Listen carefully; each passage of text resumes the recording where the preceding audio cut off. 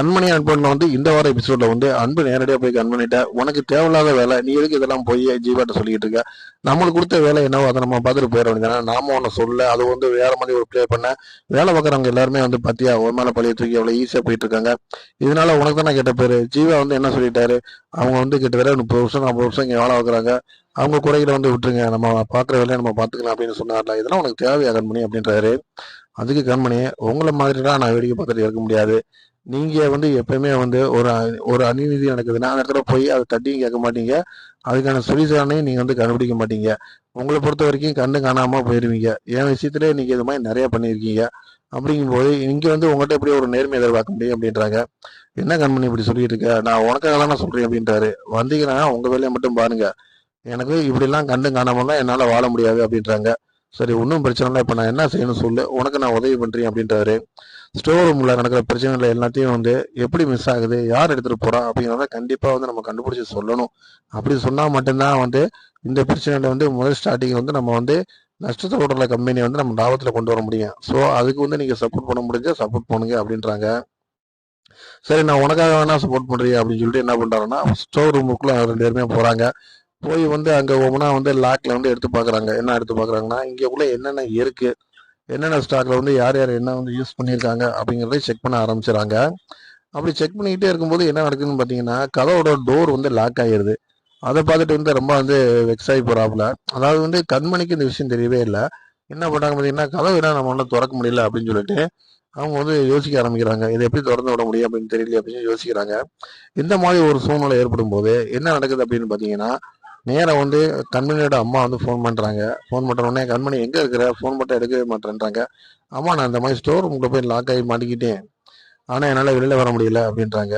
அப்படியா, அப்ப வந்து வெளியில இருக்க வந்து உன்னோட ஃப்ரெண்டு சொல்லிட்டேன்னா அதை பத்தி சொல்லுவான், அவங்க வந்து அதுக்கான ஆளுகளை கூப்பிட்டு அந்த லாக் எடுத்து விடுவாங்க அப்படின்ற மாதிரி சொல்றாங்க. சரிம்மா, அதை நீ பண்ண சொல்லு அப்படின்றாங்க. அப்போ அவங்க ஃப்ரெண்டுக்கு வந்து ஃபோன் அடிக்கிறாங்க. கண்மணி உள்ள மாட்டிக்கிட்டாமா, நீ வந்து அங்க உள்ளவங்கள கூப்பிட்டு அந்த லாக் எடுத்து விட்டேன்னா கண்டிப்பா கண்மணி வெளியில வந்துருவா, வேற ஒண்ணும் இல்ல, இதுக்கு தான் ஃபோன் பண்ணி என்கிட்ட அவ சொன்னா அப்படின்னு சொல்றாங்க. நீங்க வேற, அப்படின்னா இந்த தப்பு பண்ணிடக்கூடாது அப்படின்னு சொல்லி கண்மணி ஃப்ரெண்டு சொல்றாங்க. ஏமா, ஏன் என்னாச்சு, ஏன் அப்படி சொல்ற அப்படின்னோட, ஆமாமா உண்மை அதுதான். கண்மணி வந்து இப்போ வந்து என்னன்னு பாத்தீங்கன்னா கண்மணி மட்டும் அந்த ரூமுக்குள்ள இல்ல, அந்த ரூமுக்குள்ள வந்து அன்பு இருக்காரு. 2 பேருமே வந்து ஸ்டோர் ரூமுக்குள்ள போய் ஸ்டாக்குகளை வந்து செக் பண்ணிக்கிட்டு இருந்தாங்க. ஸோ ஆட்டோமேட்டிக்கா வந்து டோர் லாக் ஆகிருச்சு. ஸோ அதனால வந்து இதை வந்து நான் உடனே எல்லாம் பண்ண முடியாது அப்படின்ற மாதிரி சொல்றாங்க. அப்பப்பா ஒரு நல்ல விஷயமா இருக்கு, நீ வந்து லாக் எடுக்க வேணாம், உள்ளுக்குள்ளேயே வந்து அவங்க 2 பேருமே இருக்கட்டும், ஒருத்தர் ஒருத்தர் முதல்ல பேசட்டும், நல்லா பேசி புரிஞ்சுக்கிறட்டும், அதுக்கப்புறம் வந்து நம்ம லாக் எடுத்து விட்டுறலாம் அப்படின்ற மாதிரி சொல்றாங்க. ஸோ பாத்தீங்கன்னா வந்து அன்பும் கண்மணி வந்து அந்த ஸ்டோர் ரூமுக்குள்ளே வந்து மாட்டிக்கிறாங்க. மாட்டுக்கு முன்னாடி வந்து அவங்களுக்குள்ள வந்து என்ன அப்படின்னு பாத்தீங்கன்னா ஒவ்வொரு விஷயமா பார்க்க ஆரம்பிச்சிடறாங்க. அப்போ ஒரு இடத்துல வந்து என்ன பண்றாருன்னு பாத்தீங்கன்னா நம்ம அன்பு வந்து உள்ள இருக்க அந்த காய்கறி எல்லாம் எடுத்து வந்து வெட்டி ஏதாச்சும் நம்ம வந்து இது பண்ணலாம் அப்படின்ற மாதிரி சமைக்க போகலாம். ஏன்னா லாக் ஆனது வந்து அன்புக்கு சுத்தமா தெரியவே தெரியாது. ஸோ அதை நம்ம முயற்சி பண்ணி செய்வோம் அப்படின்ட்டு உள்ளே வந்து இன்னொரு ஒர்க்கை வந்து அவர் பண்றாரு. பண்ணும்போது வந்து என்ன இப்போ பார்த்தீங்கன்னா லேசாக கையை வெட்டிக்கிற மாதிரி வந்து ஒரு சூழ்நிலை ஏற்படுது. உடனே கண்மணி வந்து ஓடியாராங்க. என்னாச்சுங்க ஏதுங்க அப்படின்னு சொல்லி ஓடியாராங்க. ஓடியாந்துட்டு பார்த்து நீங்க கை விடக்கூடாது அப்படின்றாங்க. அவங்கள அறியாமே வந்து அன்புட்ட வந்து ரொம்ப அந்யோன்யமா ரொம்ப பாசமா பேசுறாங்க. இது எல்லாத்தையுமே வந்து வாட்ச் பண்ணிக்கிட்டே இருக்காரு நம்ம அன்பு. ஆனா அவர் வாய்க்கொண்டு எதுவுமே பேசல. அதுக்கப்புறம் பார்த்தீங்கன்னா உண்மையில காயம்படவே இல்லை. உடனே வந்து நீங்க நடிக்கிறது முதல்ல நிப்பாட்டுங்க அப்படின்றாங்க.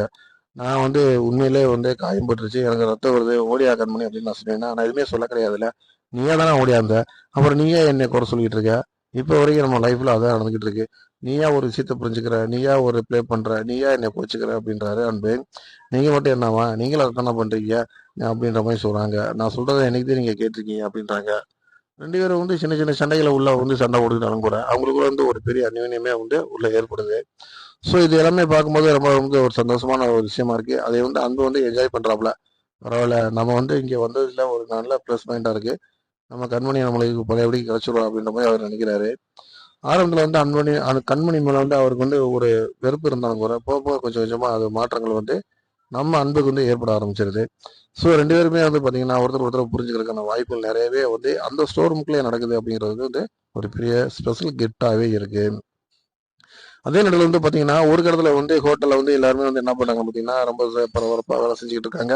ரொம்ப ஸ்பீடாக நல்லா போயிட்டு இருக்கு. இந்த மாதிரி டயத்தில் வந்து ஒரு தடவை வந்து வெண்ணிலா வந்து அங்கே வந்து சாப்பிட்றதுக்கு வராங்க. அது அவங்களோட ஆளுகளோட செட்டு சேர்த்து சாப்பிட வராங்க. சாப்பிட வந்து ஒரு வேலையாக வரும்போது பார்க்குறாங்க, என்னாச்சு இந்த இடத்துல வந்து இந்த அளவுக்கு வந்து பரபரப்பாக பண்ணிக்கிட்டு இருக்காங்க அப்படின்னு சொல்லிட்டு செக் பண்ணிக்கிட்டே வராங்க. ஏன்னா அந்த ஹோட்டல் வந்து ரொம்ப பிரபலமாக இருக்குது, ரொம்ப ஹைஜீனிக்காக இருக்குது, இன்னைக்கு இந்த ஹோட்டல் வந்து ரொம்ப டாப்பாக இருக்கு அப்படின்றத தெரிஞ்சுக்கிறாங்க. அதே வந்து பார்த்தீங்கன்னா அந்த விளம்பரங்களை வந்து கண்மணி வந்து ஏற்கனவே வந்து அட்வர்டைஸ்மெண்ட் பண்ண விளம்பரம் எல்லாமே வந்து வெண்ணிலாவுக்கு தெரிய வருது. ஸோ இங்கே தான் அவள் வேலை செய்கிறா அப்படின்றலாம் தெரிஞ்சுக்கிட்டு தான் அந்த ஹோட்டலுக்கு வராங்க. ஹோட்டலுக்கு வந்து சாப்பிட வர மாதிரி வரும்போது அவங்களுக்கு அங்கே ஒரு பெரிய ஷாக்கிங்கே ஏற்படுது.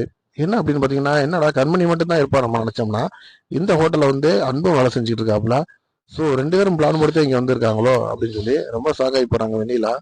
ஆகா, நம்ம எந்த இதுக்காக நம்ம போராடணுமோ அது போல நம்மளுக்கு சுத்தமாக வந்து நம்மளை விட்டு கைவிரி போயிடுச்சு போல இருக்கே. வலையபிடிக்க 2 பேருமே ஒரே இடத்துல வேலை செய்கிறாங்க, ஒரே இடத்துல தங்குறாங்க, இப்படி எல்லாமே சேர்ந்துக்கிட்டாங்களே, இது என்ன பண்ணலாம் அப்படின்ற மாதிரி யோசிக்கிறாங்க வெண்ணிலா. ஸோ இதை வந்து முதல்ல நம்ம பாட்டிகிட்ட போய் சொல்லணும். பாட்டிகிட்ட சொன்னா தான் பாட்டி வந்து அன்பை கூப்பிட்டுக்குருவாங்க.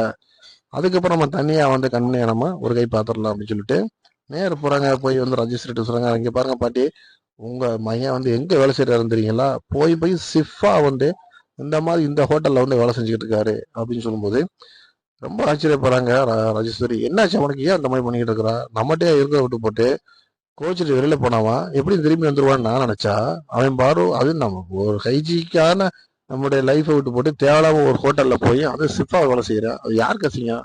எனக்கு தான் நான் ரசிங்க அப்படின்னு நினைச்சிட்டு அவங்க என்ன பண்றாங்கன்னா, நேர போய் ராஜேஸ்வரி அன்பை பார்த்து பேசுறாங்க. ஏய் அன்பு, என்னடா இங்க என்னடா பண்ணிட்டு இருக்க? வாடா நம்ம கம்பெனிக்கு வாடா. ஏன்டா போய் பண்ணிட்டு இருக்க அப்படின்றாங்க. அதுக்கு இல்ல பாட்டி, நான் இப்போதைக்கு வர மாதிரி இல்லை, எனக்கு வந்து அங்கே வர பிடிக்கல, நான் வந்து ஏதாச்சும் தனியாக பண்ணணும்னு நான் விரும்புகிறேன். ஏற்கனவே வந்து ஜீவா சார்கிட்ட வந்து நான் ஏற்கனவே வந்து கிட்டத்தட்ட ஒரு 1,00,000 ரூபா வாங்கியிருக்கேன்.